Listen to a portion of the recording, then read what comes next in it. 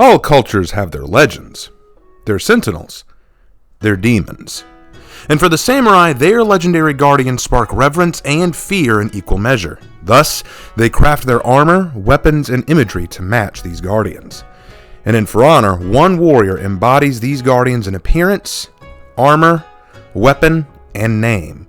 Since their appearance in the game, the Shugoki have been a large, intimidating, and powerful presence on the battlefield, yielding enough power to not only take a position, but guard it with the fierce determination of a demon of war. But who are the Shugoki? What are they based on? Let's talk about it. Welcome back to Heroes in History, where we take a look at all the For Honor heroes and determine who they're based on and whether or not they do their counterpart justice. And today, we're taking a look at Shugoki. First, let's break down what the Shugoki are in For Honor. According to the trailer for them, an interesting implication is thrown in that I think throws some people off. The trailer states that the samurai are far from home, and each new land teaches them something new. We are far from home, we samurai. Each new land teaches us new things. Each new ally makes us stronger. This implies the Shugoki were not born as samurai, but were from another culture or group altogether that became samurai in time. I've heard some people speculate that they could be Polynesian, or perhaps Maori in origin. The trailer also says that they started as guardians and are now family. The Shugoki. Once our guardians, they have become as family. This is also rather interesting, as we can take a few more implications from this information. But firstly, why would the trailer imply that Shugoki are foreign to the samurai? Were there really foreigners that the samurai inducted into their ranks that would match the size and power of a Shugoki? Well, no. There's no information that I've been able to find that showed any Polynesian warriors that became samurai. This tidbit is likely only meant to help explain why the Shugoki are so abnormally large and powerful, despite samurai being depicted as smaller and more lithe.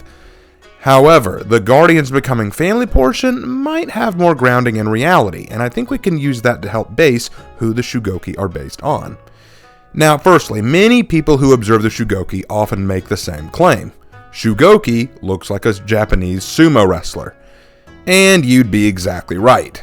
I am of the opinion that Shugoki has two sources for their origins, and the first is, indeed, sumo. Now, contrary to popular belief, sumo wrestling is not just a silly game where two obese men in funny hairstyles run into each other over and over for giggles. In reality, it's a sport that Japan takes very seriously, with long, proud traditions going back into its antiquity. The first records of anything related to sumo was, in fact, not a martial art, but a tribal dance performed by agricultural tribes to bring good harvest. In fact, this dance and belief is supported by the traditions we see today in sumo, where, at the beginning of every sumo match, where high-ranking sumo wrestlers perform a ritual stomping technique called a shiko.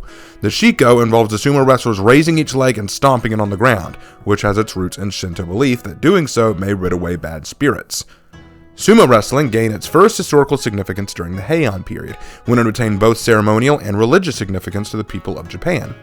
The Sumai no Sechie was an annual festival where provinces all around Japan offered up a sumo champion to fight in the ring at the imperial yard and win prestige, honor, and of course fame. However, after the rise of the shogunate, the imperial festivals and customs faded from most people's hearts, and that included sumo. The sport didn't die though, thankfully. It was actually repurposed. During the Kamakura period, it became a training regiment for samurai to perform both strength and endurance training to prepare them for war. However, by the Muromachi period, the sport grew once more in popularity for the masses, and was seen as a form of entertainment for the people and the daimyo.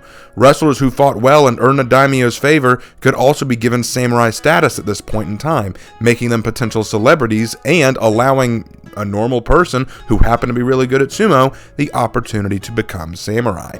Oda Nobunaga himself, a fan of the sport, once held a massive sumo tournament in 1578 with over 1,000 participants. However, with so many people participating, Oda had to organize the wrestling rings to be in small confined circles so that there could be multiple matches going on at once and to preserve the safety of spectators. This is what led to the development of the modern dohyo, or wrestling ring we see today in sumo. That's why it looks so small. Unfortunately, sumo saw a sad decline through the Meiji Restoration.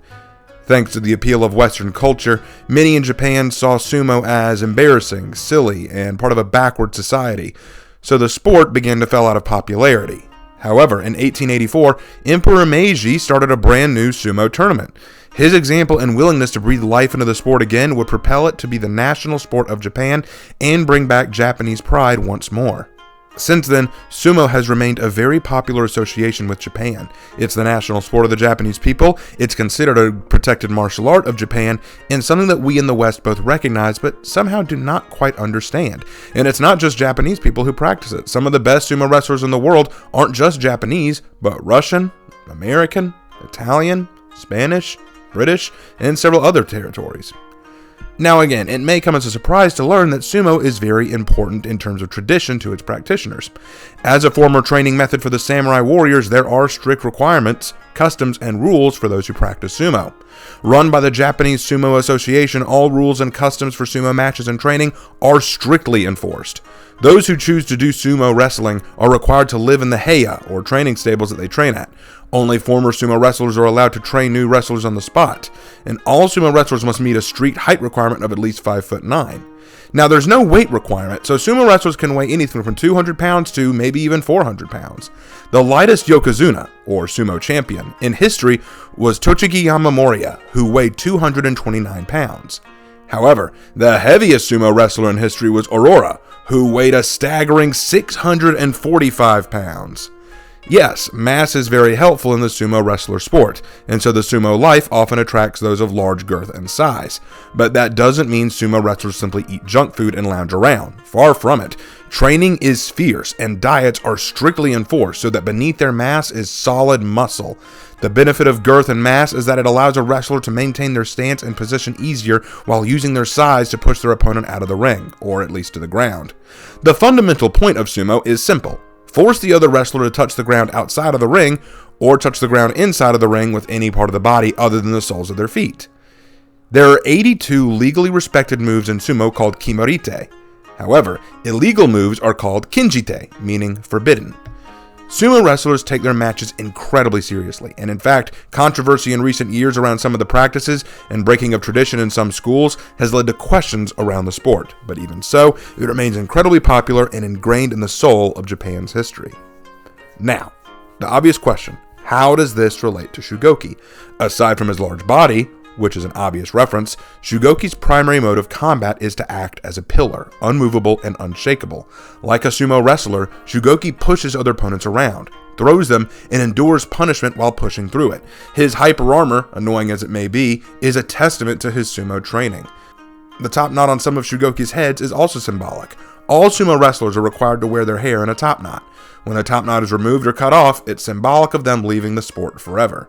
There's also the fact that some of his armor has a rope-like object wrapped around him called a tsuna, which is commonly worn by a yokozuna, or sumo champion.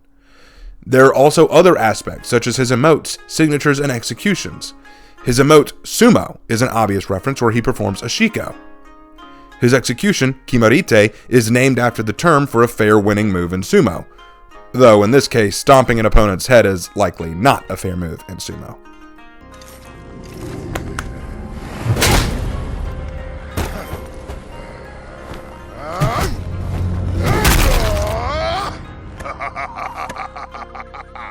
But in contrast, his execution kinjite is in reference to a forbidden move. In this move, he does a body strike into a choke and then lift by the throat. Chokes and neck snaps like this are illegal in sumo, and thus this is indeed a kinjite.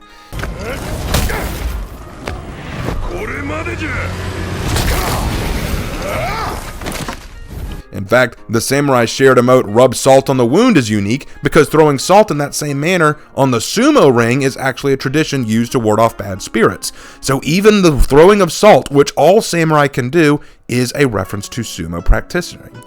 Finally, his signature kachi no kiri and joijin are both references to sumo stances and movements. So we've gone on and on about the sumo aspects to Shugoki, but I said that there were two. What's the other one? Well, it's not nearly as historically relevant. It would be poor form not to mention the Oni element. Shugoki's name literally translates to guardian demon, and there's a reason for that.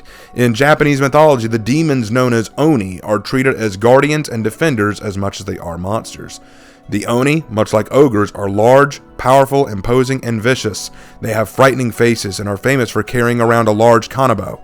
In fact, the Kanabo Club has become so synonymous with Oni that there's a term in Japanese called Oni ni Kanabo, which can translate to mean more strength than required or twice as strong as before, which is a great way to imagine Shugoki, who can boast to be one of the strongest of the For Honor heroes, able to push around opponents with merely one hand.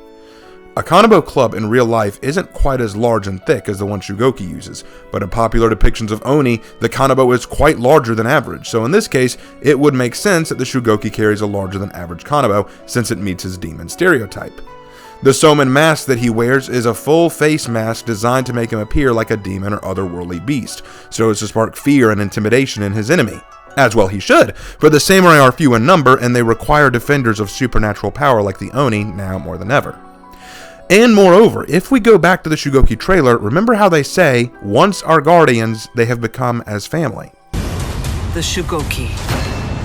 Once our guardians, they have become as family. This is in reference also to how the Oni have been treated in Japanese society. At one point, the Oni were seen as fierce and destructive forces of nature, things to be feared. But now, thanks to anime and the shift in pop culture, Oni are seen more and more as either benevolent or even cute. The anime Monster Musume displays an Oni as a bumbling but well-meaning giant of a girl named Tionisia. Hi everyone, thanks for inviting me. We also see in the anime Demon Slayer that Nezuko, one of the main characters, was a human who became an Oni, but is actually much kinder and sweeter than you'd expect, even though all the other Oni around her are typically more bloodthirsty and vengeful. It's very clear that Oni have gone through a slight change in the appeal of Japanese people today, but it would be wrong to assume that this changes anything about what they're meant to be.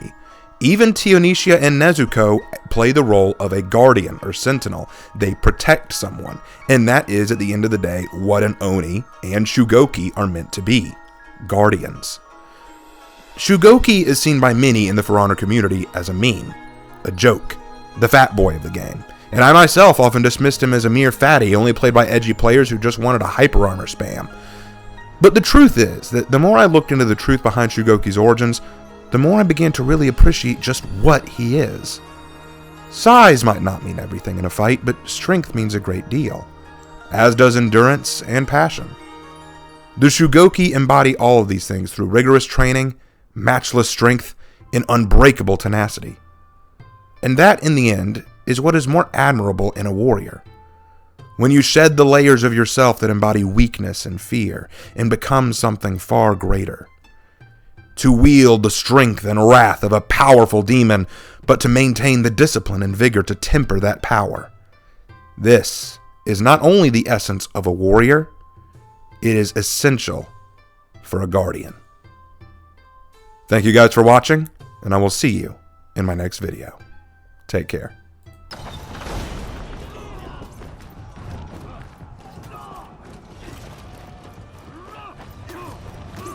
Tactical nuke incoming!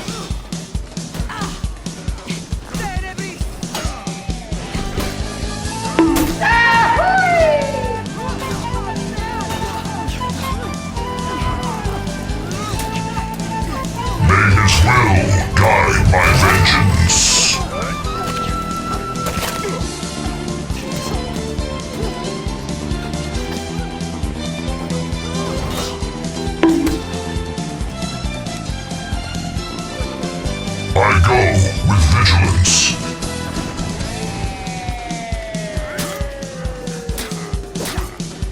Oh no!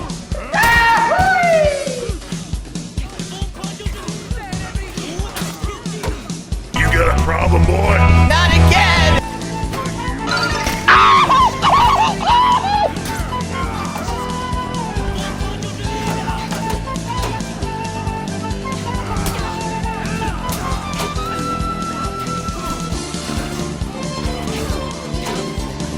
How many times do we have to teach you this lesson, old man?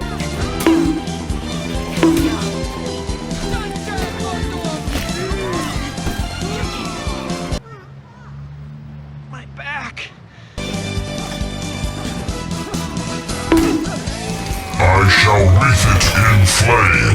None who live can survive the flame.